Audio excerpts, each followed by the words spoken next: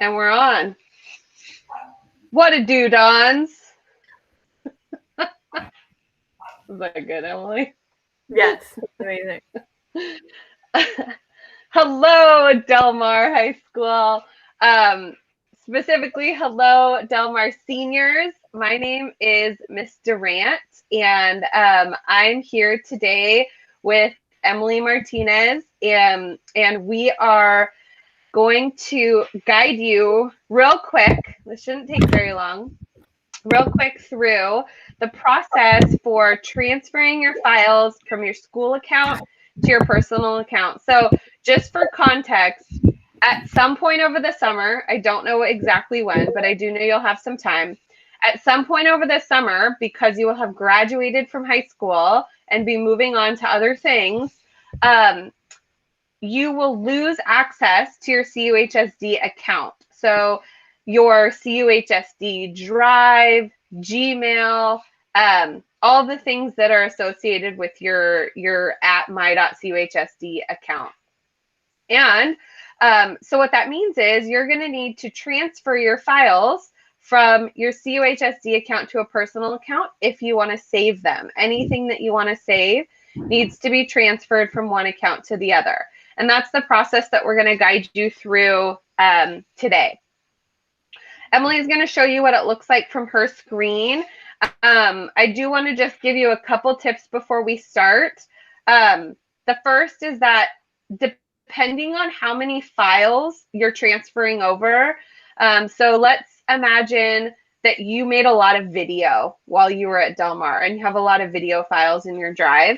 If that's the case, your drive transfer process might take a little bit longer because you'll have larger files.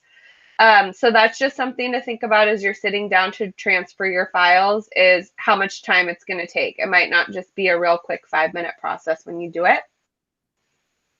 The other thing to keep in mind is that your Google account through the district, through the school, is an education account. And education accounts are special because they don't have a limit on how much storage you have in your Google Drive. Your own personal Google account will have a limit on how much storage. It is unlikely that you'll exceed that limit when you transfer your stuff from your school account. But again, if you have a lot of really big files like audio or video files, I just don't want you to be surprised if you find that you have completely filled up your storage on your personal account. And if that's the case, you just want to go through and delete files that you don't want anymore, remove files that you don't want anymore. So with that, I am going to hand it over to Emely Martinez.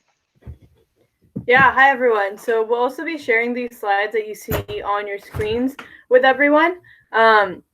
So to begin the process, you want to go to bit.ly/transfer G-Drive and click on that link to open a, you might get this message from Bitly just because I created a lot of Bitlys at the same time, but don't worry, it's a safe link. I'm not trying to mess with anyone. But then just scroll down and click on the takeout.google.com/transfer link. And here you will write your destination account. So that means the account to which you want to transfer your content, your files to. So for instance, that would be my personal account. I would write my email address in there. And if you don't have a Google account, you can always create an account by clicking this link. It's simple. They just ask for your first name, last name, a phone number, and perhaps like a reference email, just like a backup email account.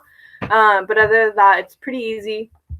And then once you've entered your destination account, you will verify the destination account. So again, they want to make sure that you are writing the correct email address when you do this.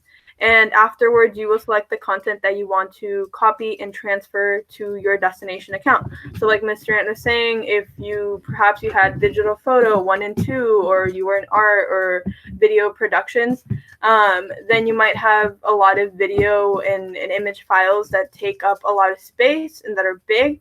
And so that might take a lot longer than someone who doesn't have any of those files. And so if you want those files with you, just keep that in mind, that it will take longer than other files might. And if you don't, then like you can cut that time off from the time that it'll take to transfer. And if you return to the slides, you can also see that there's this additional link for information. So if I wasn't able to explain or answer any of the questions that you have, you can always come over here to, it's a Google support site where they have more detailed instructions on what to do and how to fix certain issues through this process. And that's pretty much it. It's pretty easy and straightforward. You just have to go again to this bit.ly/transfer G drive and get it done. Para los hispanohablantes, como está explicando yo, todo lo que tienen que hacer es ir a este enlace, es bit.ly/traslada G drive, y cuando entras a este enlace, la información está en español. Todo lo que ocupas es ingresar la cuenta a la cual quieres mandar tu información, y si no tienes cuenta de Google, siempre puedes crear una cuenta a través de este enlace.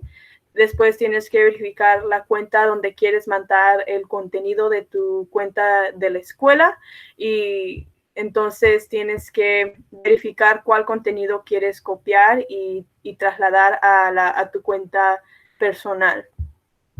Y también, si van a este enlace, aquí van a encontrar más información a través de Google. Si yo no pude contestar o explicar las respuestas a alguna de sus preguntas, aquí tienen más información, más detalles, y les ayudan a solucionar algunos problemas que puedan enfrentar en este proceso. I think that's it, Ms. Sharon. Do you have any questions? Did I cover anything? I have one thing that came to mind is I wanted to mention that it is free to create a Google account. So if you create a Google account, that's free. You don't have to pay for it or anything.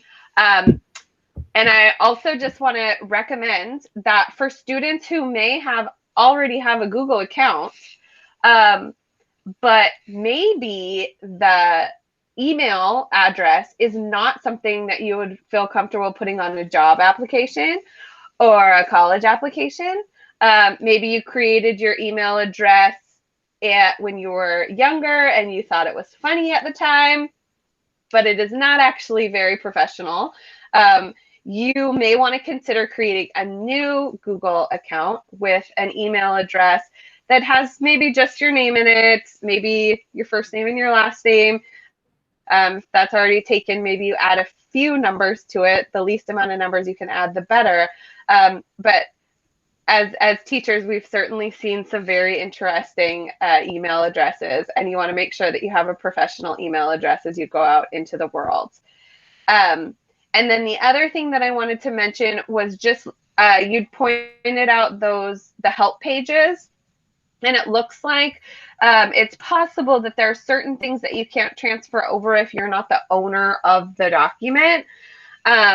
And so there may be several reasons why you might not be the owner of a document. It may have been originally created by a different student. It's possible that things that are turned into Google Classroom that haven't been unsubmitted or returned might be the owner of those documents might be your teacher. So if there are certain things that you're having trouble getting a hold of, probably the easiest thing is just to make a copy of it, and then you are the owner of that copy. That's probably the easiest way to solve that particular issue. But other than that, I think that is it. And I love that you showed those help pages, because that will definitely be able to get them more information than you or I, for sure. Anything else? I think that's all. Yeah, definitely. I'm sure that the info page has more information as to how to make copies of those documents. And if they don't, you can always use that Google support website to address any other Google related questions you may have. They have very helpful resources there with lots of information. Mm-hmm. That actually reminds me as well, another place where you can get help is from the CUHSD Technology Hotline, which has help for you in person or on the phone, I guess, in person. I mean, you talk to a real person in English and Spanish. That phone number is 408-558-3080. And we can also add that to the slides. It's 408-558-3080 is the number for the CUHSD Tech Hotline. And they can help you out with any questions, I'm sure, as well. So Emily and I would love to help other students with tech-related questions or challenges that you're facing as we move forward. So if you have other things that you would like us to cover, we definitely would love to come in next time with some tips for organizing your Gmail. I understand that all of us these days are getting a lot of emails in our inboxes. And we'd love to give you a few tips on how to manage your email if that would be helpful to everyone. You can let us know over on Instagram, on our comment on the post that was advertising this particular event. And you can also email me, and I'll put my email in the slides as well. But it's kdurant, DURANT, @cuhsd.org. And you can email me with requests for other videos. All right, Emily. Bye, everybody. Bye, Dawn. Bye, everyone.